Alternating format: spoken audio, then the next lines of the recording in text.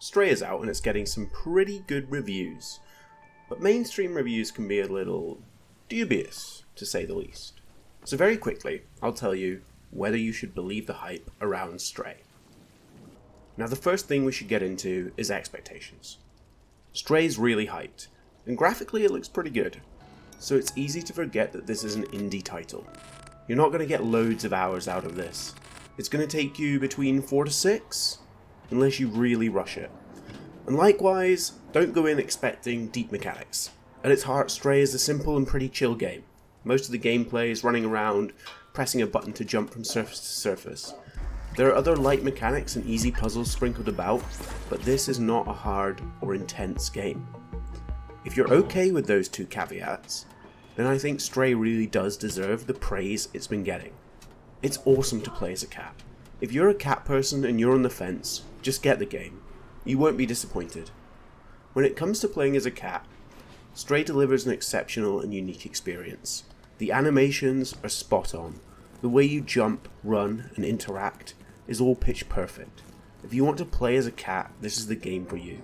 You can scratch, play, brush up, and sleep to your heart's content. Seriously, if you're a cat person, just play the game. But what if you're not a cat person? Well, I think most people will still be pleasantly surprised. The story's surprisingly good, and you can learn a lot through exploration. I won't spoil anything, but the story revolves around you trying to leave a city after you suffer a fall. On the way, you help the robot citizens, learn about why they inhabit the city, what happened to the humans, and you help them with various goals that lead you to different areas. Now, I did feel the pacing was pretty odd sometimes, with a lot of the mystery being uncovered in the very first hour, and only picking up again in the last hour or so. And there's a very beautiful area in the middle of the game that you barely spent any time in. The city and the characters are so well realised. All the robots have a personality that's expertly revealed through their designs, actions, and animations. The city itself also drives the game. You want to explore every nook and cranny, from cluttered libraries to robot clubs, to secret labs and quaint flats, neon streets and sewers, and a lot of green areas actually. The city is multifaceted and begging to be traversed. It was a joy to play as such a well-animated cat and explore the city as a cat might. I've never really had a gaming experience like it. It's clear that the devs spent a lot of time getting everything just right and just as they intended. Now the enemies, the Zerks, are more of a storytelling threat than an actual threat to you.